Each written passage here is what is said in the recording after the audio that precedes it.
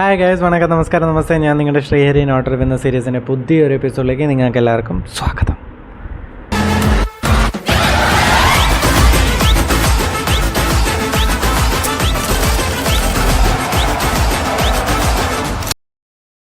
So ഇന്ന് ഞാൻ സംസാരിക്കാൻ പോകുന്ന സിനിമയുടെ പേരാണ്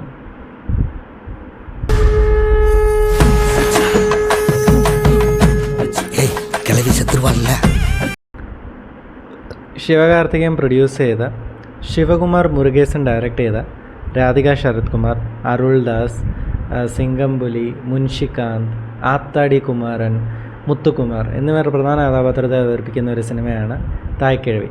ഞാൻ ഇതിനകത്ത് കാസ്റ്റ് എല്ലാം ഭയങ്കര രസമാണ്. ഇതെല്ലാം നമ്മൾ കണ്ട ആൾക്കാർ തന്നെയാണ്. പക്ഷേ ഇവർ ഒരു കോമഡി പരിപാടിയാണെങ്കിൽ ഇവർ ഒരാൾ പോലും എന്താ പറയുക, നമ്മൾ പറയത്തില്ലേ, വന്നവരും പോയവരും ഒക്കെ സ്കോർ ചെയ്തൊരു സിനിമയാണ് ആക്ച്വലി തായ്ക്കിഴവി എന്ന് പറയുന്നത്. ഇതിൽ ആത്താടി കുമാരൻ, വെസക്കുട്ട എന്നാണ് പുള്ളിയുടെ പേര്. പുള്ളി ഒരു പരിപാടി ഇതിനകത്ത് ചെയ്യുന്നുണ്ട്. ആദ്യം തൊട്ട് പുള്ളി ഉണ്ട്. ആദ്യം നമ്മൾ വിചാരിക്കും ഒരു സൈഡ് ക്യാരക്ടറാണ്, പക്ഷെ പിന്നെ പുള്ളിയുടെ ഒരു സാധനങ്ങളുണ്ട് അങ്ങോട്ട് പോകുമ്പോൾ.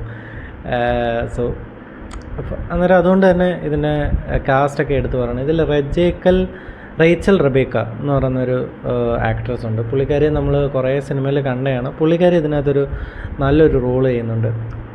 പിന്നെ എടുത്ത് പറയണം, എനിക്ക് കാസ്റ്റിൻ്റെ പേര് കിട്ടിയില്ല. ഞാനീ പറഞ്ഞില്ലേ, രാധിക ശരത് കുമാറിൻ്റെ 3 മക്കളുണ്ട്. ആ 3 മക്കൾക്ക് 3 ഭാര്യമാരുണ്ട്.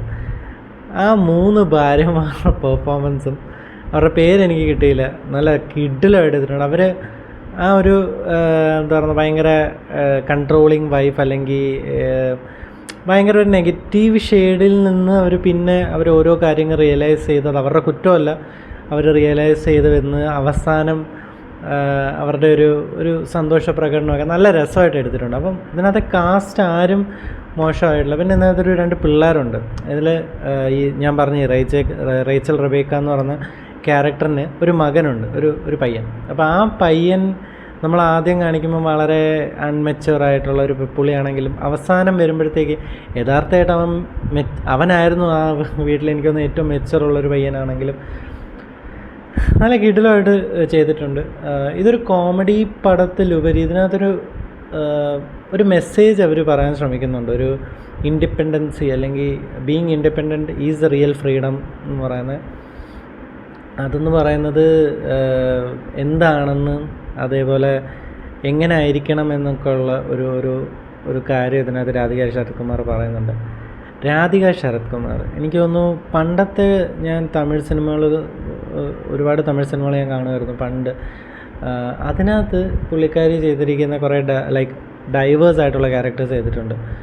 സോ അതേപോലൊരു എനിക്ക് ആ പഴയ രാധിക മാമിനെ കണ്ടൊരു ഫീൽ എനിക്ക് തോന്നി. കാരണം പുള്ളിക്കാരിയാണ് ആ സിനിമ ലിഫ്റ്റ് ചെയ്ത്. അത് കഴിഞ്ഞിട്ട് പിന്നെ പുള്ളിക്കാരി ഇടയ്ക്ക് ഇതിനകത്തൊരു കാര്യം എന്താണെന്ന് വെച്ചാൽ, പുള്ളിക്കാരിക്ക് വയ്യാതാവുന്നു, കോമ സ്റ്റേജിലോട്ട് പോകുന്നു.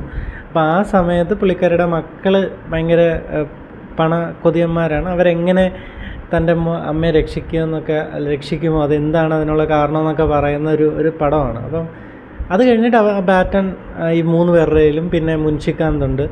പിന്നെ ഈ എല്ലാവരും കൂടിയാണ് പിന്നെ ഈ സിനിമ മുന്നോട്ട് കൊണ്ടുപോകുന്നത്. ഈ 3 മക്കൾ, അവരുടെ ഭാര്യമാർ, പിന്നെ റേച്ചൽ റബേക്ക, അതേപോലെ ഈ പയ്യന് മുത്തുകുമാർ എന്നതൊരു ക്യാരക്ടർ. മുത്തുകുമാർ പറയണമെങ്കിൽ നിങ്ങൾ പെറ്റ് ഡിറ്റക്റ്റീവ് ഒക്കെ കണ്ടിട്ടുണ്ടെങ്കിൽ അതിനകത്ത് ഒരു വില്ലൻ, ഒരു തമിഴ് ക്യാരക്ടർ, പുള്ളിയാണ് മുത്തുകുമാർ എന്ന് പറയുന്നത്. പുള്ളി ഇതിനകത്തൊരു ക്യാരക്ടർ ചെയ്തിട്ടുണ്ട്. 2 രൂപ ഇഡ്ഡലി എന്ന് പറയുന്ന ഒരു രസമുള്ളൊരു ക്യാരക്ടർ. സോ അതാണ് ഇതിനകത്ത് വന്നവരും പോയവരും ഒക്കെ ഒരു ഡാർക്ക് ഹ്യൂമർ പരിപാടിയാണ്.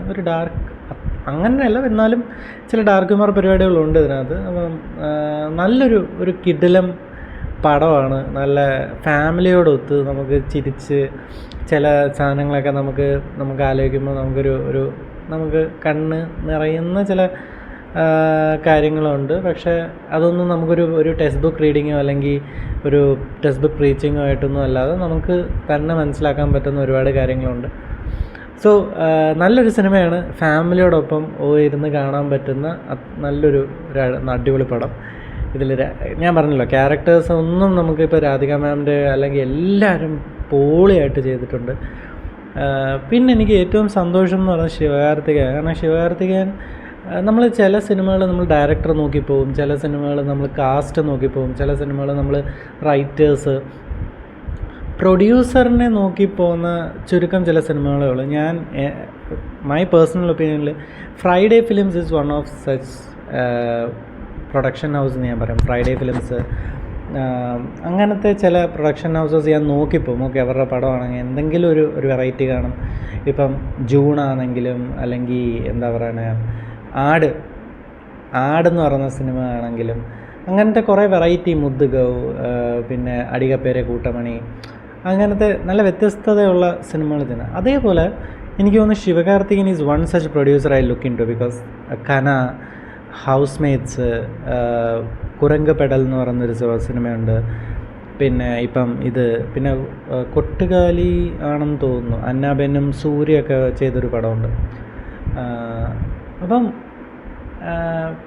പുള്ളി ഒരു നല്ലൊരു പ്രൊഡ്യൂസറാണ്. ഞാൻ അത്യാവശ്യം പുള്ളിയുടെ സിനിമയാണെങ്കിൽ എന്തായാലും പോയി കാണാം. ഞാൻ കൊട്ടുകാലിയൊക്കെ ഞാൻ പോയി കണ്ട പടമാണ്. സോ എന്താ പറയുന്നത്, നൈസ്. ഞാൻ ശിവകാർത്തികൻ ഫാനാണ്, പക്ഷേ as A producer also I started liking him. Because നല്ല പടങ്ങൾ എടുക്കുക, അത് പ്രസൻറ്റ് ചെയ്യുക, എന്നാൽ വലിയൊരു ഭയങ്കര ഭീമാകാരമായിട്ടുള്ള കോൺസെപ്റ്റ് ഒന്നുമല്ല. ഇതൊന്നൊരു ഭയങ്കര റിയലായിട്ട് നിൽക്കാൻ പറ്റുന്ന ഭയങ്കര റിലേറ്റബിൾ ആയിട്ടുള്ള സാധനങ്ങൾ എടുത്ത് പ്രസൻറ്റ് ചെയ്യുക, ആൾക്കാർക്കത് ഇഷ്ടപ്പെടും എന്നുള്ളൊരു ഉറപ്പാണല്ലോ. കാരണം ഇത് നമ്മൾ കാണുമ്പോൾ നമുക്ക് മനസ്സിലാവും. അടിപൊളി, എനിക്ക് നല്ലോണം ഇഷ്ടപ്പെട്ടു. നിങ്ങൾക്ക് ഒരു കോമഡി പടം അല്ലെങ്കിൽ ഒരു ഫാമിലിയോട് ഇരുന്ന് കാണാൻ പറ്റുന്ന നല്ലൊരു സിനിമയാണ്. അവസരം കിട്ടുമെന്നെങ്കിൽ പോയി കാണുക. സോ അത്രയുള്ള ഇന്നത്തെ വീഡിയോ. ഈ വീഡിയോ നിങ്ങൾക്ക് ഇഷ്ടപ്പെട്ടാൽ തീർച്ചയായിട്ടും ലൈക്ക് ചെയ്യുക, ഷെയർ ചെയ്യുക, സബ്സ്ക്രൈബ് ചെയ്യുക. നിങ്ങളുടെ ഫ്രണ്ട്സിന് ഇഷ്ടപ്പെടുന്നുണ്ടെങ്കിൽ അവർക്കും കൂടി ഒന്ന് ഷെയർ ചെയ്തേക്കുക. സോ അടുത്ത വീഡിയോയിൽ കാണുന്നവരെ ബൈ.